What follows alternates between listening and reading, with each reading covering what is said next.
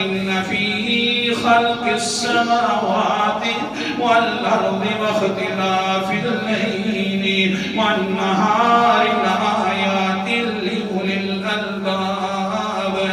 الذين يذكرون الله قياما وقعودا وعلى جنوبهم ويتفكرون في خلق السماوات والأرض. आयत नंबर मेरे सामने 190 और जो इंसान आसमान और जमीन को देखता भी है इसके बारे में गौर व फिक्र नहीं करता वो इंसान भला किस माना के अंदर इंसान है जो गौर व फिक्र करके कहते हैं रब्बना मा खलक़त हाज़ा बातिला,